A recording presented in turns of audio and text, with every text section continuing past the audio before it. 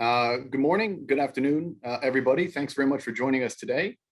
My name is Craig Hammer, and I'm really delighted to moderate today's seminar, which is entitled Confronting Hard Truths, Media Reform in Fragile Societies. We have two very eminent experts with us today, Mark Nelson and Heather Gilberts. Mark, until very recently, was Senior Director of the Center for International Media Assistance at the National Endowment for Democracy. Mark joined CIMA from the World Bank, where he spent 17 years as a governance and capacity development expert. Prior to that, he spent 8 years in Paris as head of the World Bank Institute's European office, where he focused on democratic governance, including the role of media. He was also European diplomatic correspondent for the Wall Street Journal for 10 years, based in Brussels, Berlin, and Paris. Heather Gilberts is CIMA's associate director and editor, where she is responsible for driving CIMA's strategy and managing CIMA's publication program. She has 13 years of experience in global media development and specializes in the role of media to foster democratic processes, improve governance, and support development and aid effectiveness agendas. Prior to CIMA, she worked with several organizations as a researcher and practitioner, including Carleton University, Internews, Freedom House, Search for Common Ground, and Farm Radio International. Just before we begin, I want to briefly note that this seminar series is being convened by the Media and Peacebuilding Project, which is hosted, of course, by George Washington University School of Media and Public Affairs, in affiliation with Over Zero and in partnership with the World Bank. Each seminar focuses on an individual chapter in a forthcoming book entitled Countering Online Hate and Its Offline Consequences in Conflict-Fragile Settings, which will hopefully be available next year. A quick word on timing. Our speakers will share their research and experience for 35 or 40 minutes, and then we'll reserve the remaining time for Q&A and discussion. So without further ado, it's my great pleasure to turn over to Heather and Mark.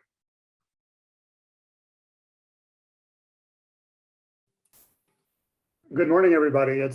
Thank you for the introduction, Craig. It's a pleasure to join this group, and I've really been very pleased to work with the various authors in this book that's under preparation. So I'm excited to be able to share some of the work that Heather and I have been doing together. In fact, when Heather and I were approached about doing this chapter in the book about hate speech and disinformation, we saw this as an opportunity to bring together some of the work we had been doing at CIMA that involved many engagements and consultations with media actors around the world, including civil society and some reform-minded politicians who we consulted and talked to about the issues that we're seeing. Hate speech, ethnic hatred, and disinformation has been at the forefront of some of the most promising reform movements that we've seen in the last decade in Ethiopia, Tunisia, Sudan, Armenia, Ukraine, places like that, where there were times of promise and some real reforms that took place, some of them short-lived, but what we have learned through looking at those have been really, really important and insightful for the process of media development and what we do in media environments. Much of our work suggests that the resistance that comes in many places to the overall reform programs is rooted very deeply in the media, and hate speech and disinformation plays a really important role of that. And we need to find ways to think more broadly about the media as a conduit for reform and for positive change in countries that contributes to the other major problems that these countries are trying to confront.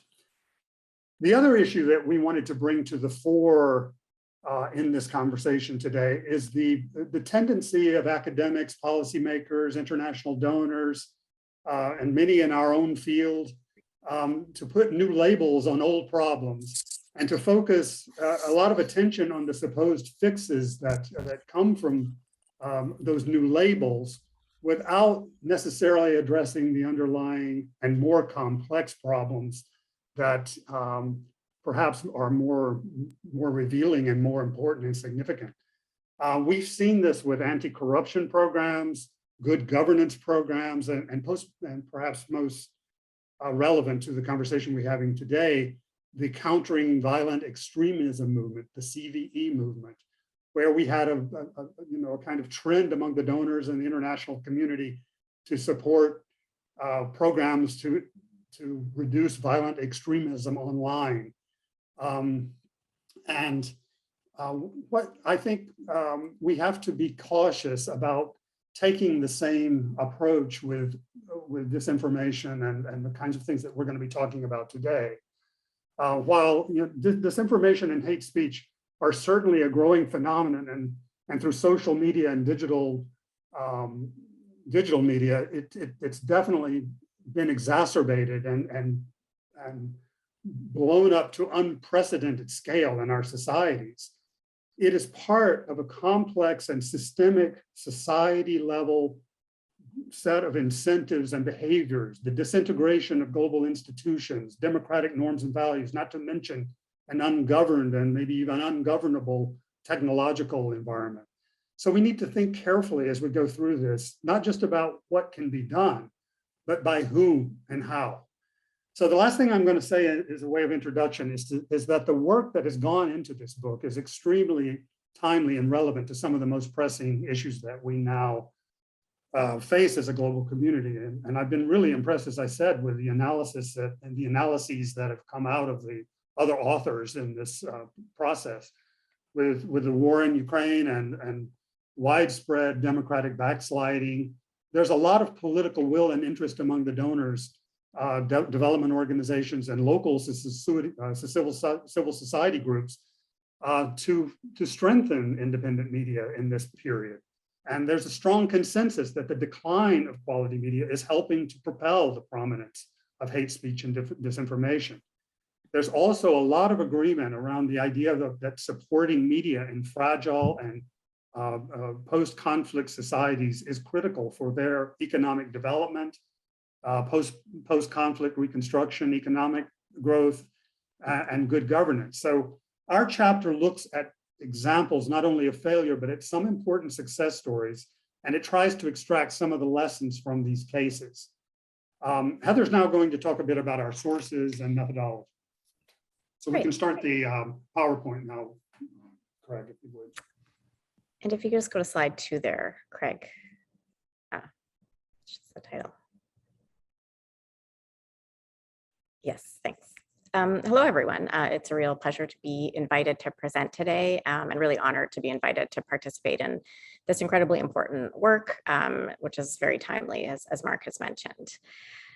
So we relied on several different data sources in our paper to examine the different approaches to media development in fragile contexts. We looked at case studies of media interventions in countries classified as fragile by various indices, including the Fragile States Index, the OECD States of Fragility, and the Worldwide Governance Indicators. We also looked at data from various indicators that track media freedom, independence, and pluralism at the country level, such as the Varieties of Democracy Index, which has media indicators, several of them, and Reporters Without Borders Press Freedom Index, which is published annually. We also conducted a closer analysis and literature review of fragile countries where there has been a relatively high amount of foreign aid to support the media, including Afghanistan, Liberia, the Democratic Republic of Congo, and more recently, Ethiopia. We leveraged research published by the Center for International Media Assistance that tracks how much funding overall goes to media as part of official development assistance.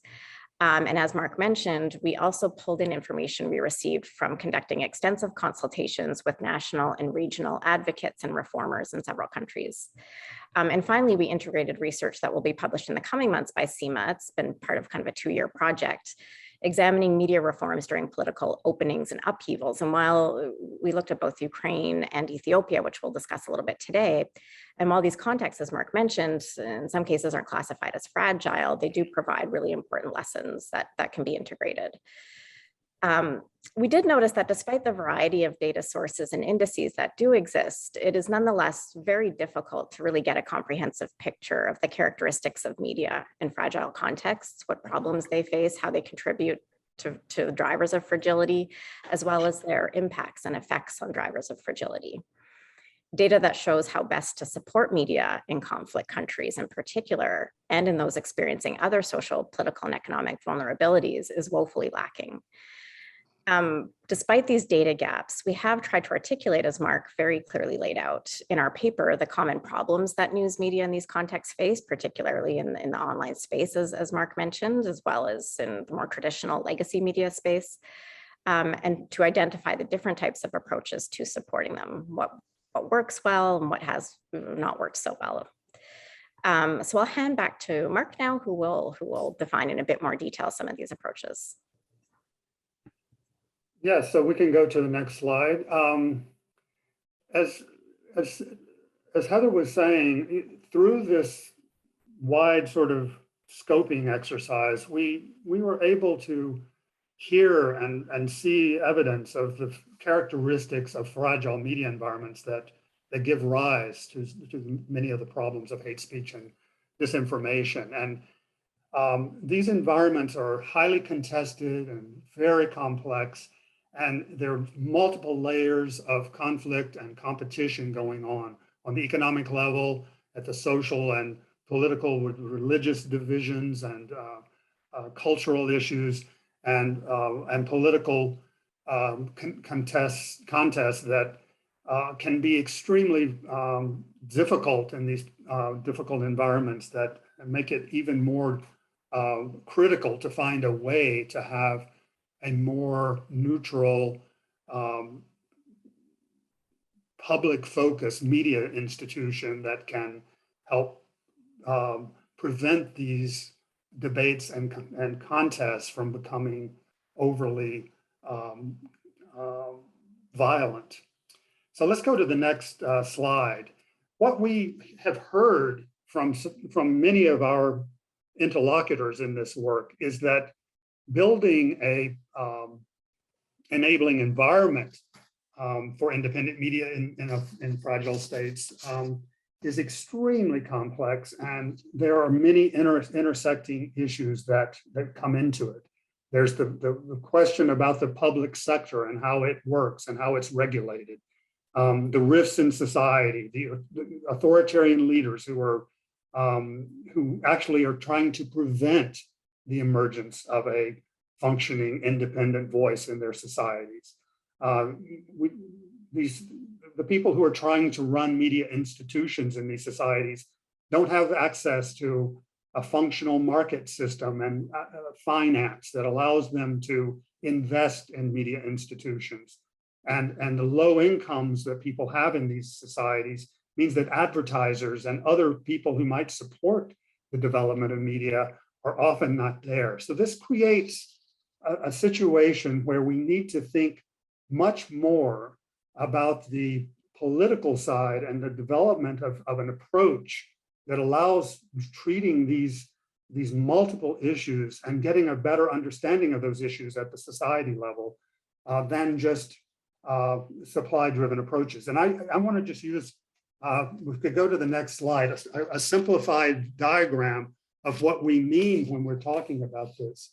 For many years in our field of media development, we have focused mostly on technical approaches to the problem, building the capacity of media actors, training and buying equipment and helping to produce programs. And that is all really important. And that can be really super important in the context of fragile states. And we talk a lot about some of the important ways that comes to the fore. But there's and those technical approaches are shown on the x-axis of this little diagram here. But if we could go to the next slide, it's really the political dimension on the y-axis where we need to think about what specifically can be done to address those broader issues in the society, and what are the specific interventions that both insiders and outsiders can make to start to have an influence on the way people think about issues. And that's all focused around issues of building knowledge and helping local groups to organize processes where they try to build consensus and get people to work together to come to conclusions about what kind of media system they want to have. So, when you look at both of those political dimensions and the technical dimensions, you can move to a higher level of media capacity along that diagonal line from point A to point B. But it requires some more than just technical interventions. It requires building knowledge and political will, and the will to change society. And that's the thing that we have seen in the successful cases. The places like Ukraine and Uruguay and other countries that spent many years pulling things together. And over time, they built a consensus that they needed independent media institutions to reduce the rifts in society. So I'll turn it over to Heather now to talk about some of those approaches. Great, thanks, Mark. And you can go to the next slide there, Greg. So despite the truly formidable challenges, which Mark has mentioned, of working in fragile countries in a highly politicized sector, most advocates do feel very strongly that there is an essential role for outside donors and international media development experts to support the news media in fragile countries, and that this support is critical as part of broader efforts to address conflict and increase the overall state of development and good governance. But we argue, as Mark has really carefully pointed out, that external intervention is very complex and must be carefully calibrated. Public trust in the media, if it exists at all in these contexts, is easily eroded. You can go to the next slide there, Craig. While international assistance to the media in fragile states is necessary, clearly, the current aid paradigm has in many cases failed to deliver. Poorly coordinated support has fueled competition rather than cooperation. And dominant approaches largely neglect the need to support, as Mark said, the public and governments to buy into the notion that a well-functioning media system is essential for progress. There is a tendency, as Mark mentioned, to focus on short-term supply-driven or technical approaches while neglecting the need to build the political will and strengthen the norms, values, institutions, and policies required to protect the media's freedom and independence. But as Mark said as well, particularly in fragile states, this is not to say that all supply-driven approaches are bad and not necessary. In some cases, increasing the supply of quality journalism is critical, and there are examples where external support to run and manage media outlets is necessary. One example that we draw on in our paper is in the Democratic Republic of Congo, where Radio Okapi was established and run by the UN mission there. Since its founding in 2002, Radio Okapi has been one of the most credible and trusted sources of news in the DRC. Its reporters have protection from the UN mission and are able to report with less harassment and risk to their personal safety than journalists at other news outlets. And its funding from the UN has allowed Radio Okapi to avoid the political interference and media capture that many news outlets in the country face. UN-operated radio like Okapi, and there's several other examples of UN radio, demonstrate that at times externally operated news agencies are the best bet for providing citizens with trusted local news and nonpartisan forums for debate, at least over the short term. And often one of the challenges is how to transition that to local ownership over the long term. In Afghanistan as well, bolstering the supply of quality journalism after the fall of the Taliban in 2001 was incredibly necessary, as there was virtually no independent journalism in the country at the time. Hundreds of news outlets were established by outside donors, paving the way for a more independent and pluralistic media sector.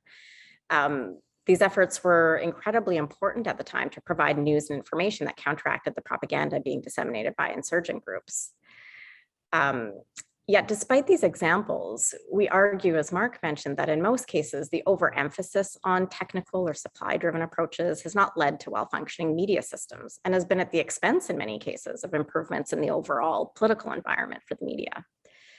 Supply-driven approaches often lack a strategy for longer-term development of the sector, and over time can lose credibility with the public because of the perception, whether real or not, of outside control and influence.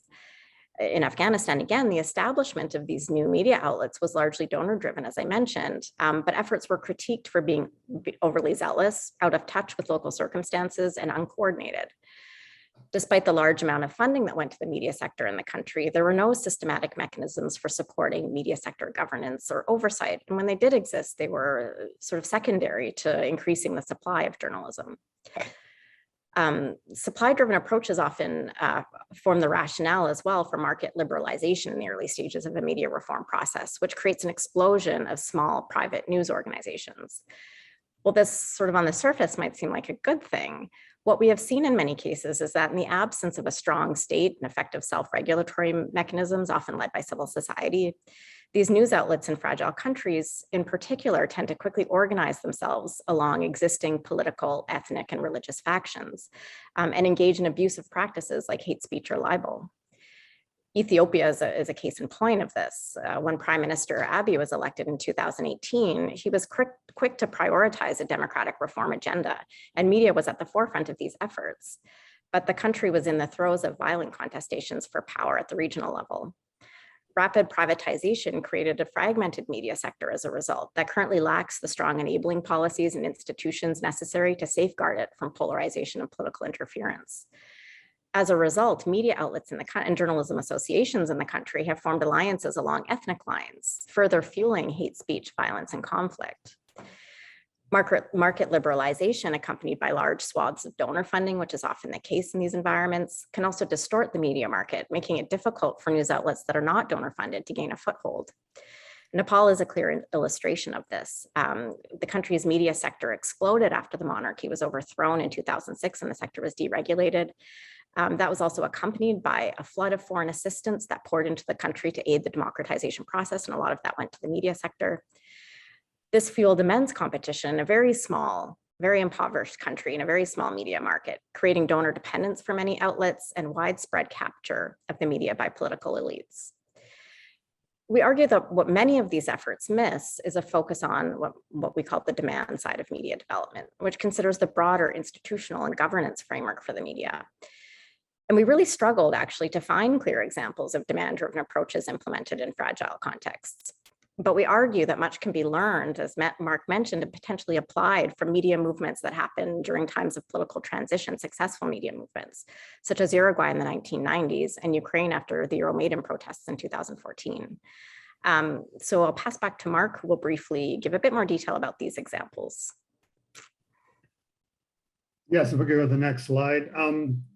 Yeah, those two examples are really interesting in the sense that they were examples of how local actors got the kind of support that they needed to drive a large, broad-based dialogue in those countries. In the case of Ukraine, they created a reform committee that touched on most of the big areas of reform that were taking place under the governance and public sector reform areas, the private sector reform. And what was really important is that the media groups pushed to have media included as one of the reform areas. They created a special group that focused entirely on the media environment and how to create an independent supporting institutions for that media sector. And we're seeing the results of that right now in the war, in this war that's going on. The local media is doing an incredibly good job of providing high quality news and information to the world about what's happening there. And even before the war took place, there was a lowering of the distortion in the media environment, at least in the Ukrainian language media environment. The Russian language was still very much under a different regime, and a lot of people in Ukraine were getting access to Russian television and Russian news and information. But I would say that the process that had been taking place over the past 10 or 15 years in Ukraine, especially after the second color revolution in Ukraine, was an example for others to follow.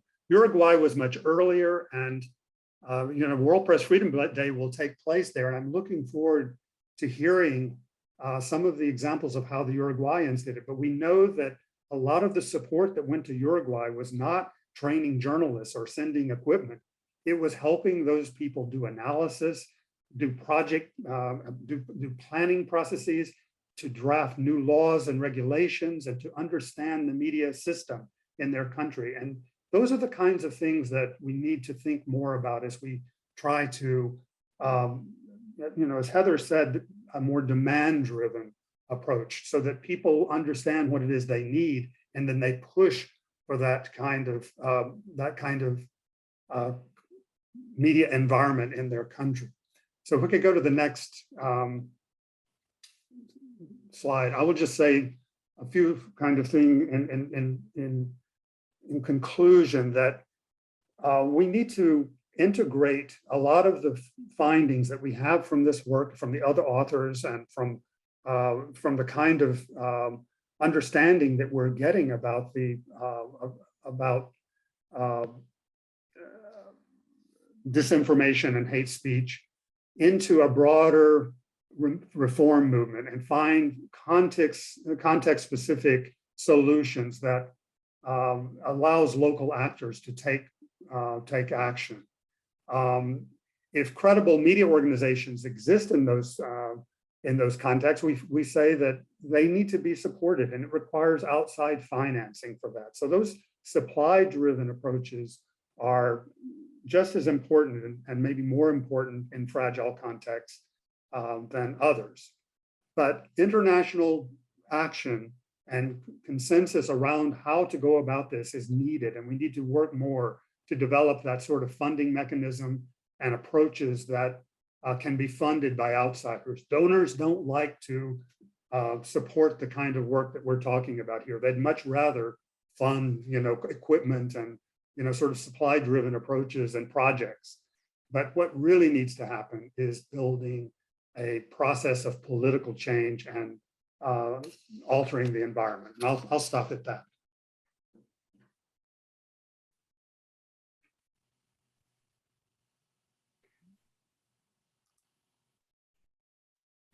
Greg, I think you lit the one. Here I am. Yeah, sorry. The button pushing is an art form. Thank you very, very much, Mark. Thank you, Heather.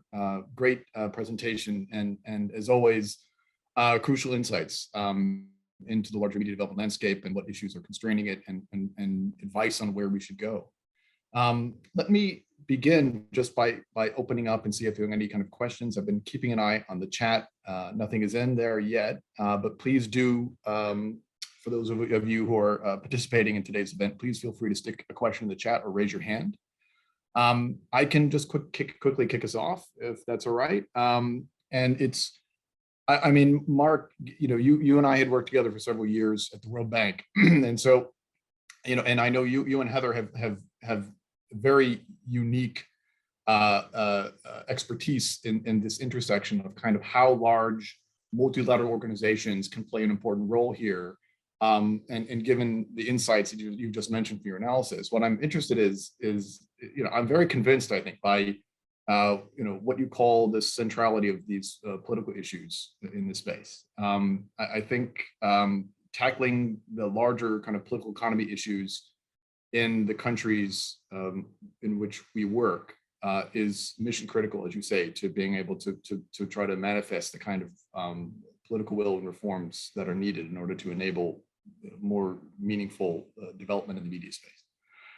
I guess the challenge, as you remember, is organizations like the bank and other large multilaterals typically seek to operate at scale, for better or for worse. And so my question to you is, what recommendations come from your research and your analysis that help us reconcile this need for a much more kind of hyper-contextual approach to providing support, and yet leveraging kind of larger portfolio-sized support from organizations like the World Bank in order to be able to meet those needs? Well, I'll start, and maybe Heather would also have something to say on this. What I would say is that I would not advocate that the World Bank become a leader in media development or media reform. And that is not what we are arguing here, or that the entire international community has to focus its entire effort on that issue. However, what the bank does and what other donors do needs to be well informed about its impact on the media environment, and the broader public sector and private sector reforms that are being ushered by the World Bank and by other donors need to take into account the impact that they have on the media sector. And that knowledge and that information can be a really critical part of the kind of understanding that societies start to develop about what they need and to have a functioning, democratically led economic system that serves society. And I really do think that there are great examples of the bank providing that framework that allowed the specific organizations, the media development organizations like Internews and IREX and BBC Media Action and the various organizations in Europe that do that kind of work. When they create the environment where they can come in and focus on the media sector, and the public sector and the private sector are starting to create opportunities for open and transparent competition, and where the public sector has good quality regulatory systems that are transparent and not captured. All of those things make it easier for a media sector to emerge.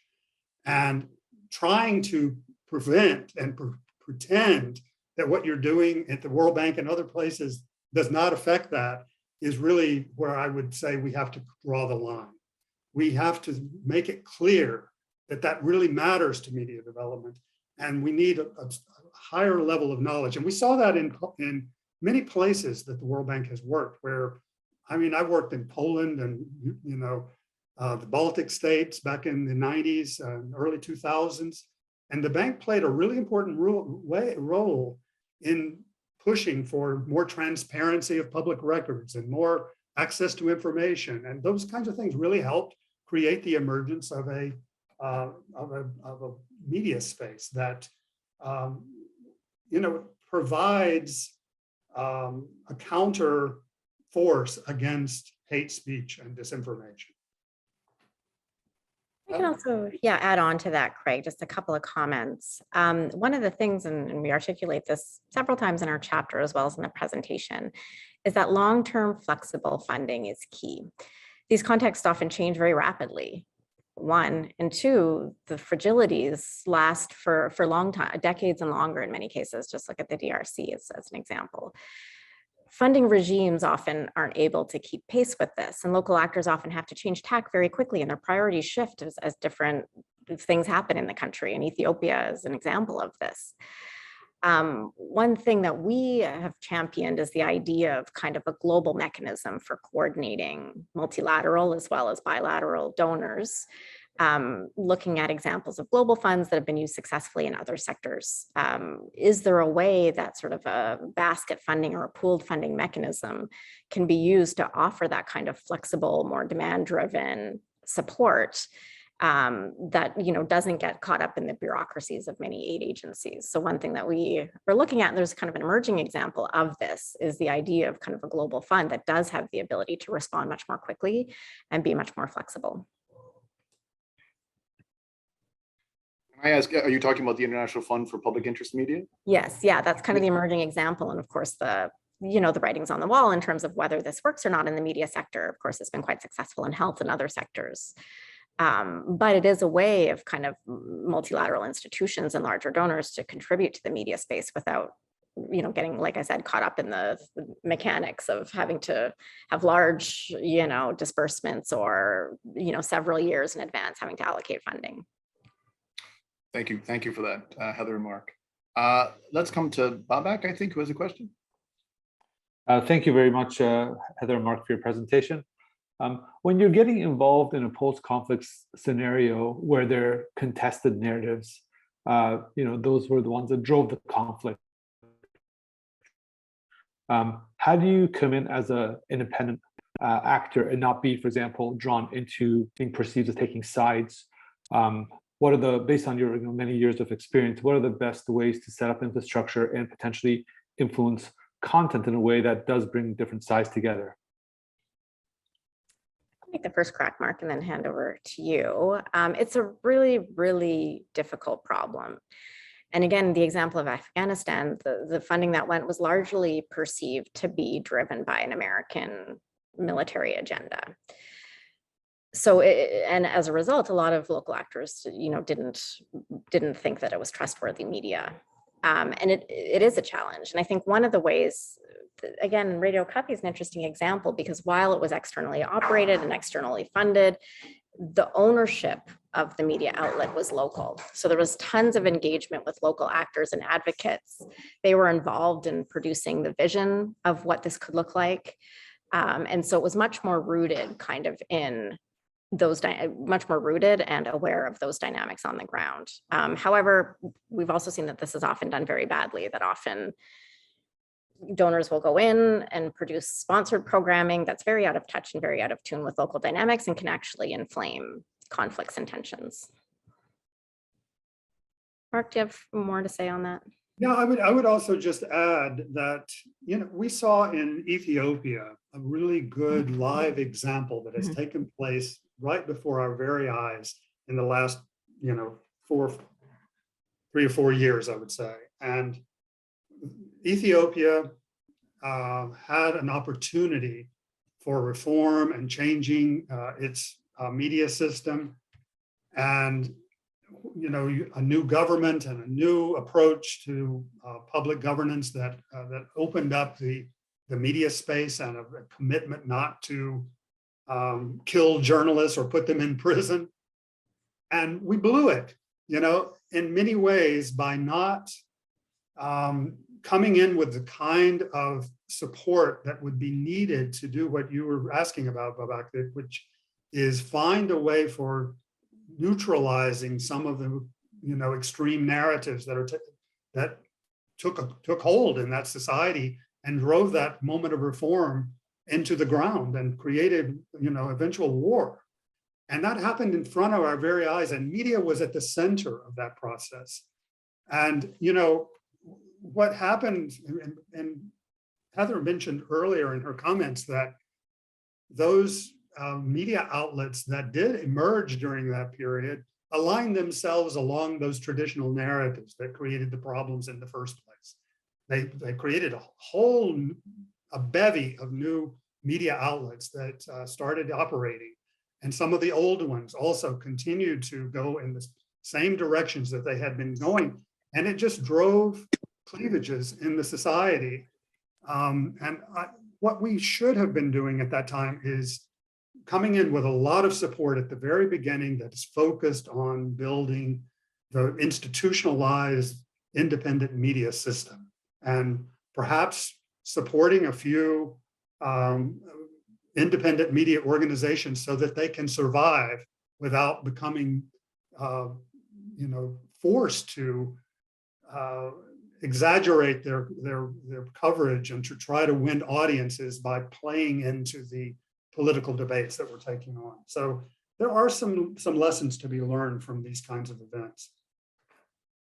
Just one more thing to add. I think often the expectations of what can be achieved, particularly in a post-conflict or conflict circumstance, are out of touch with what's even possible. So one of the examples we draw on is Liberia after the civil wars. And the expectation that, you know, a functioning democratic press could be built sort of out of thin air when the entire sector was completely depleted, you know, often doesn't work. And so what needs to be done to really put in the building blocks to work on national cohesion, to work on the fact that there's, you know, groups that were killing each other. There was child soldiers in the case of Liberia, you know, journalists were killed. So there's a need to think about what are the building blocks, and those differ from context to context, that really need to be put in place before we can achieve the grand vision of this democratic media system, which can take decades or longer to achieve. That's really important, because, you know, if you look at Uruguay, it took 20 years, 20, 30 years for them to get what they eventually had, which was a fairly independent, fairly, you know, modernized media system that has a lot of different voices. But it took a long time, and laws got passed, they got repealed, they had to do it again, they had to go to court. It was a very long process, but staying in the game is really important in this, and long-term support is a part of that. Thank you very much. We come to Laura. Thank you both. I have a question that you have both touched on a bit, and it dovetails with Babak's question as well. And it's one about sustainability. It is, you know, a favorite buzzword of development initiatives, and yet it often comes as a bit of an afterthought in the design and implementation of programming. It seems in many instances, not all, of course, that only when programs are beginning to wrap up are people thinking, oh, wait, how do we ensure that this is sustainable beyond the duration of this specific program? And so I'm wondering if from the media initiatives that you've studied, if there are some best practices that emerge to incorporate sustainability into the initial design of programming and ensure that it isn't that type of afterthought. Mark, do you want to go first or should I? Go ahead. Did you ask, you want me to go first? Oh, or I could. I'll start and then I'll hand over to you. I mean, I think one of the things that's you've touched on a very incredibly complex topic. And one of the reasons is that in a lot of fragile contexts, there isn't a viable media market. It just doesn't exist yet. Economic development has also been decimated by in many cases, a conflict. One of the vulnerabilities of fragile states is the economic sector. And so expecting media outlets to become sustainable, we think is misguided, actually, that sustainability maybe as a vision for the long term where all media outlets can sustain themselves through advertising revenue or through listenership, audiences, we think is not possible. But there's a critical role for donor funding to continue as a portion of the funding for media outlets, so long as the fragilities exist in these countries. When countries emerge from fragility, get to more middle income state, get to a point of greater institutions, greater oversight mechanisms, the market starts to then also rebound. And at that point, maybe there's a conversation to be had about sustainability, although even then, sustainability is difficult. But I think from the outset, it's misguided to even think about that these media outlets or these projects can be sustainable in these contexts without donor funding. No, that's exactly right. And I think, one of the things that we learned in a lot of this work is that even the conversation around sustainability can increase tensions, because in order to gain audiences, they have to go for the extreme narrative. That's what happened in Ethiopia. Those, too many media outlets into the market creates huge incentives to push for an exaggerated narrative. And we do need to think more in the way that Heather just described it, about a long-term strategy and recognizing at the beginning that direct financing may be necessary for a lot of the countries that we're talking about. And I think one other thing just to add is that often, which I mentioned in my earlier comments, privatizing the media sector does lead to an explosion of new media outlets that don't have any option for sustainability long-term. They all can't be sustained long-term. That's just a fact. But it's in the absence of regulatory mechanisms. The media sector is meant to be regulated, and in a lot of countries is regulated. And it is often then, to some extent, in tune with market dynamics as a result of regulation in both sectors. Now, this is lacking in a lot of developing countries and fragile states where there are not strong policies or institutions to really have oversight over the sector. So sustainability in the absence of strong institutions, in the absence of a strong private sector, in the absence of a strong market, just isn't feasible. Thank you for that. So I see we have a question that's been popped into the chat. I'm just going to read it from Andrea Vega Udico. How can donors ensure that donor-supported activities do no harm to media? I think of how there is demand for investigative journalism, but do donors realize the legal consequences for journalists in fragile states? How could a well-coordinated donor approach address the do no harm principle that may affect media support efforts? Yeah, well, I'll take a chance. I'll take a chance on this one.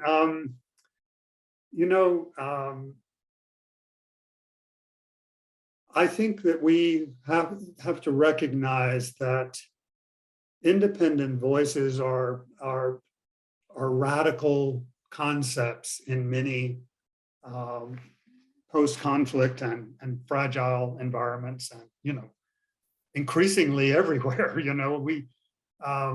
Those voices who bring investigative journalism and really high quality news and information that serves public interest, that's something that needs to be coordinated along those two axes that I showed in my simple graph. We have to build the ability of the society to absorb independent information, and it takes time to do that. And donors should be aware that hard-hitting investigative journalism can have cost to stability in countries.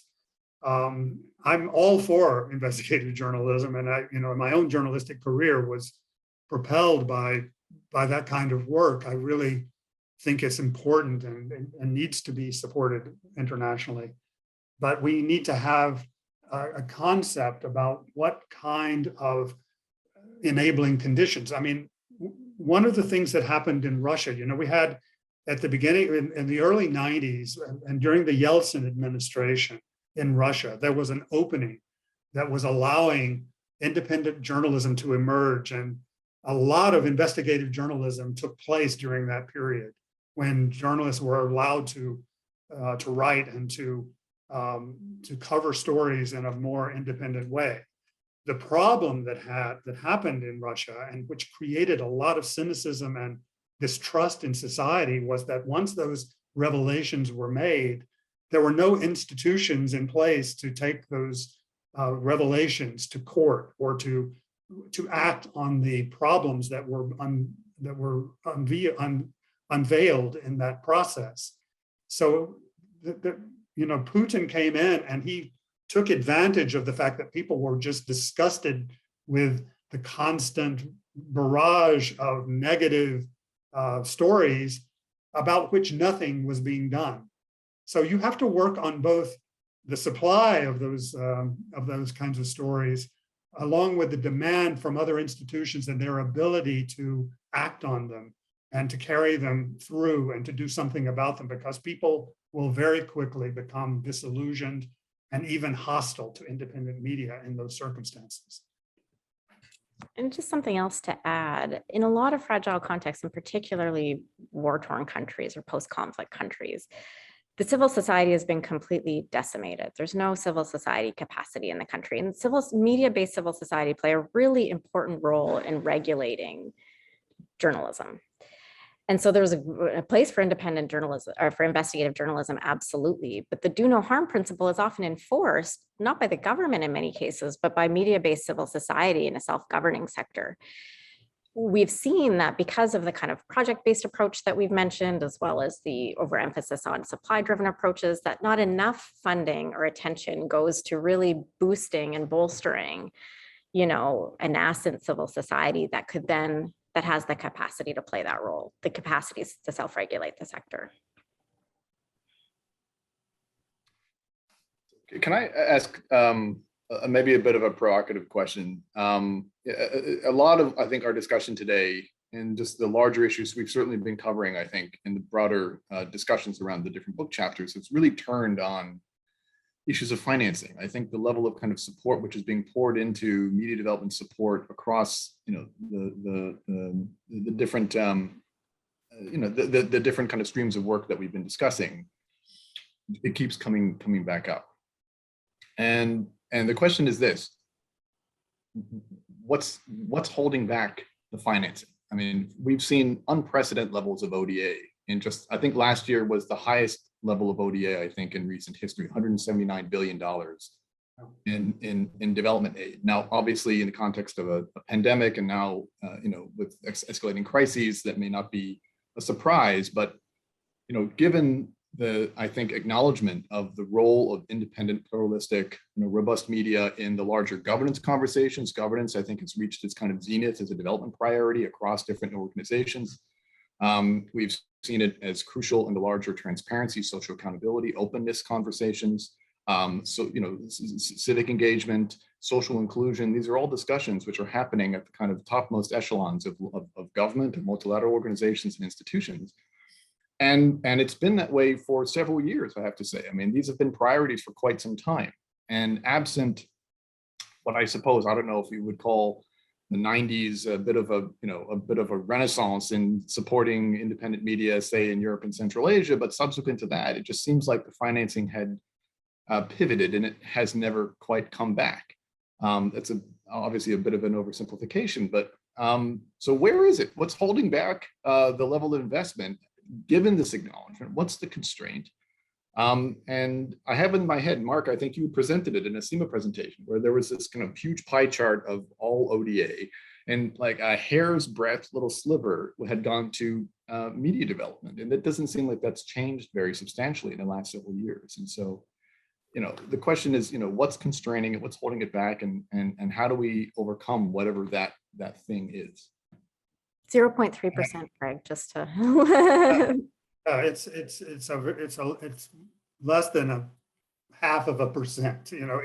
Even if you add every single thing that's happening, including private sector philanthropy, it is just a tiny percentage of the overall ODA. And I would say the reason for that has to do with these political issues that I was raising in my, in my comments, and Heather was bringing up as well. It is an incredibly complex and difficult thing for donors to manage. And there are only 3 or 4 donors in the world. And in the 179 billion that was devoted to ODA, the top 4 donors in that group, only 3 of them have full-time staff devoted to media as a part of their ODA.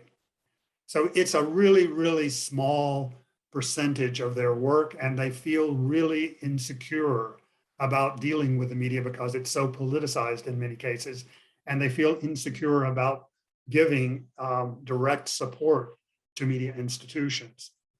And so our argument has been that we need both the direct support to media institutions, but also support to these broader approaches that that require political organization and helping civil society and helping organize debates about the media space and media reform processes. And donors don't like to spend money on either of those things. They're not concrete enough. People don't know how to measure it. There's not a lot of data about when you have, when it changes or when you can't measure it.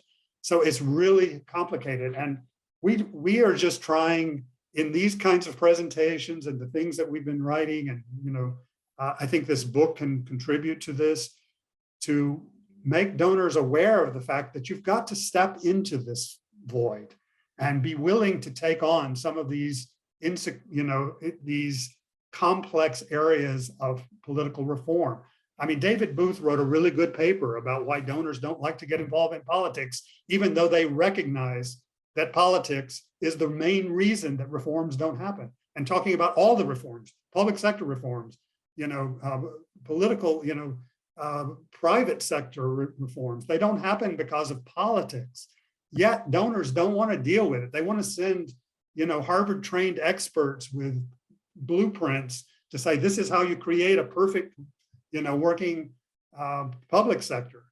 But they don't think enough about what it takes on the political side to create the space for that kind of institution to work and survive in society. And that's why we need to push the money, and we have to push the argument that sometimes donors, you have to give money to organizations to hold meetings, to go to other countries, to listen to dialogues, to travel. And they don't like to pay for those things. And that's what we're talking about. Those are things that have to happen in order for these things to change. And one other thing from our perspective, we don't feel or see that the world's democracies have really come together to put media at the forefront as a priority on the development agenda. It's starting to happen, with the US Summit for Democracy, where media was really central on the agenda, but it hasn't been a part, really, everyone coming together, setting international norms and standards, setting expectations for development financing to flow towards the media the way that it's set in other sectors.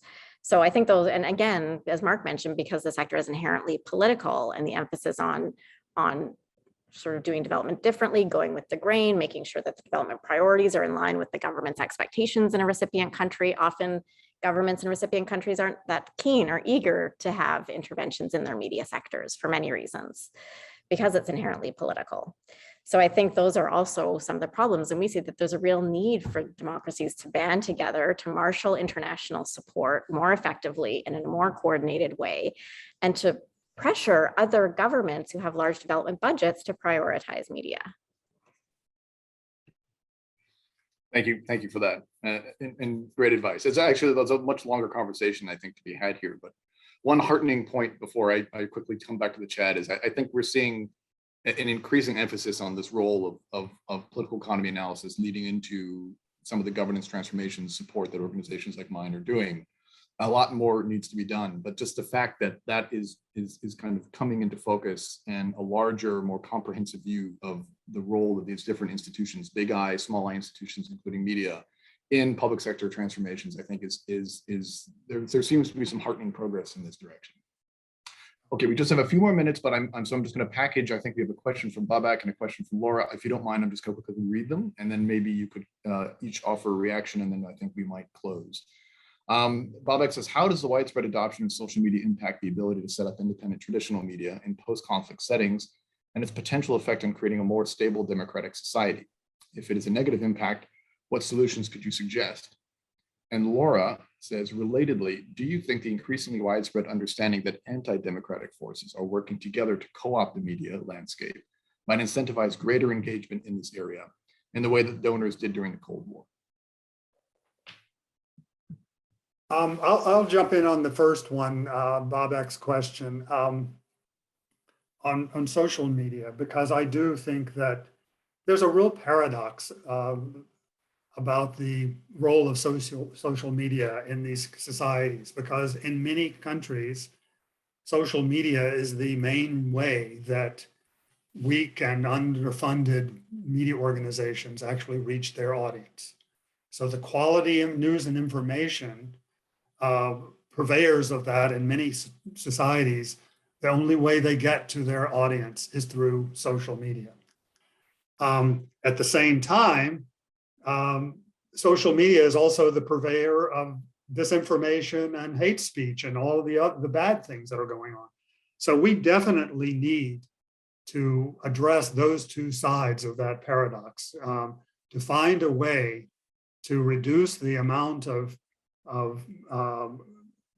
ballooning hate speech and disinformation on one side, and promoting through probably algorithms and other methods of recognizing quality information on the other. You know, there are some efforts underway with different organizations to create that kind of a system that can be recognized through all algorithms and through technological means that could be used by the social media companies.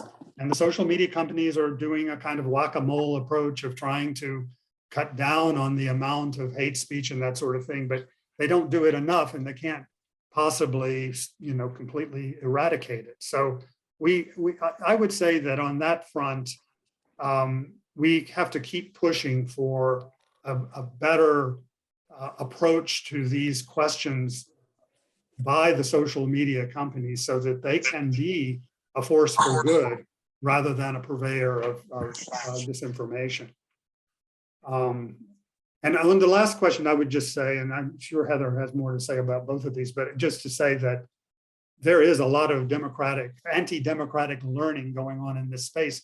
And, you know, the anti-democratic forces and the people who, you know, want to control the media followed a playbook that, you know, started in Russia and was pushed to, you know, Hungary and all over the world now. There are many, many countries that are learning from each other about how to shut down on independent voices. So I think it's really important that we find countervailing measures to prevent that from that kind of approach from being the mass of information that is going on into our online systems.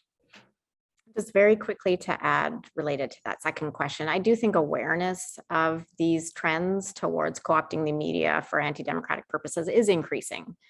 absolutely. There's more attention to the media space now than there has been, at least for the last probably 10, 20 years.